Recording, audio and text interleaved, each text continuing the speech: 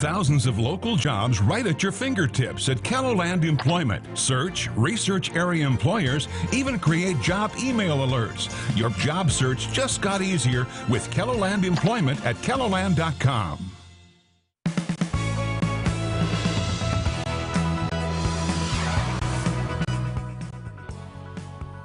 It's one more thing to remember when you shovel your sidewalk, but it could make a big difference in the event of an emergency.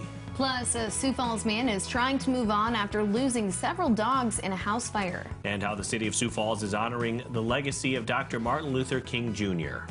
Good morning. This is KELOLAND on the go with all you need to know in news and weather as you start your day. A local coffee chain is going the extra mile to warm up members of the community. For the third year in a row, Coffea has been asked to help the Presentation Sisters for their Warm a Neighbor drive. This is the 5th year of the clothing drive. The sisters have bins at all 3 Coffea shops asking for new warm clothing for their Caminando Juntos ministry. We're going to be doing just kind of a special to help promote this thing. So anyone who comes and makes a donation, a clothing item donation for the rest of the month, we'll give $1 off of their order. The ministry supports newer members of the Sioux Falls Hispanic community who have come to the U.S. unprepared for our winter weather. After some frigid temperatures, KELOLAND is starting to warm a little. But how long will this warm-up last? Let's send it over to meteorologist Scott Munt. All right, good morning, you two. Good morning, KELOLAND. It may last for a while. So slightly warmer temperatures are in our forecast for today, but it will be windy. We'll have strong southerly winds, at least 15 to 30 miles per hour. We'll also have a chance for some scattered light snow showers starting tomorrow, and they may last into Friday. But dry conditions for the weekend with temperatures close to the average or even slightly above, maybe for the rest of the month. More details on your KELOLAND Live Doppler forecast with Brian Karstens coming up. Thanks, Scott. You'll likely pass by them every day, and you may not even give them a second glance. But a fire hydrant can be crucial in an emergency. Sioux Falls Fire Rescue is reminding people about the value of having snow cleared out from around a hydrant. Once in a while we run into a fire hydrant completely covered. You know, maybe we just see a very small portion of yellow on it. And obviously if we need that, we're going to take a minute or two to shovel it out, to put a water source to it.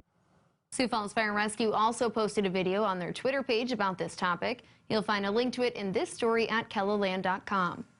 A Sioux Falls man is sharing the ordeal of losing his home to a fire yesterday. 4 of the man's dogs died, while 1 was saved from the fire. Tony Fleming says he's moving on the best he can. You got to just keep moving forward. You can't look back, you know. It's not going to do me any good. There's nothing there, so we'll just move on. You know, got to be positive, stay positive, do what you can. His brother set up a GoFundMe for Tony and Tony's wife. You can find a link to it in this story at KELOLAND.com. According to the U.S. Department of Justice, 4 out of 5 of Native American women are affected by violence today. And that's why inmates at the South Dakota State Penitentiary held a powwow over the weekend to help raise awareness about the local organization Missing and Murdered Indigenous Women. They're being abused. I mean, being kidnapped, even with the young women. I mean, it's sad thinking about what's happening, and there's not too much media about it. The inmates made 200 pairs of earrings and sold them and raised $5,000 to donate to MMIW. The nation is honoring the legacy of Dr. Martin Luther King Jr., and Sioux Falls is doing something special. 1, 2, 3.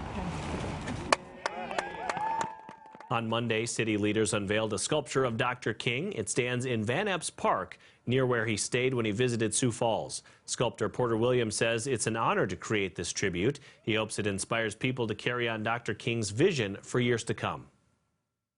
It'll be here, so as the city grows into 200, 300,000 people, then they'll understand that Martin Luther King was actually here in the city of Sioux Falls. King did an interview in our KELOLAND studio during his visit in 1961. You can see that under this story on KELOLAND.com. Brian?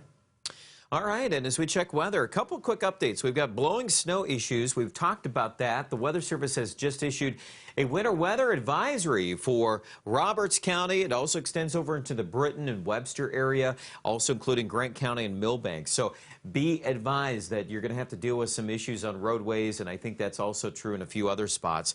See why? Look at the wind. These spots are really notorious for this. In a setup in midwinter, you get that strong southerly wind, and the topography plays a direct role in that, combined with the existing snow covers. So plan on 40 to 50 mile-an-hour winds in these spots. Even in southwest Minnesota will be somewhat prone to that. Sioux Falls, every bit of 30 to 35 on the top winds. We'll see those starting to at least decrease a bit here at early Wednesday, but not entirely gone there in the southwestern part of Minnesota. The other thing to watch in addition to that will be clouds and a little moisture. We do see some precipitation tonight in northwestern Iowa. That'll probably come in the form of a combo of freezing rain, sleet, snow. Not much, but, you know, a little of that frozen moisture on the roadways tomorrow morning could create some slick travel. Even Sioux Falls, most of that is to the south. There could be some freezing drizzle, and then we'll probably see another little batch of moisture moving eastward tomorrow afternoon and into early Thursday. So that's why we've sprinkled in these 20% chances of snow in the forecast for Thursday, Friday. I think overall numbers are good. We've got a lot of upper 20s and low 30s. That's going to feel nice, and Aberdeen is also on track for 20-degree weather. That's very doable compared to the sub-zero weather we've been having lately. And for Pier 2, it looks like 2 days, Wednesday, Thursday, still in the 30s. Maybe a little cooler Friday, but not bad.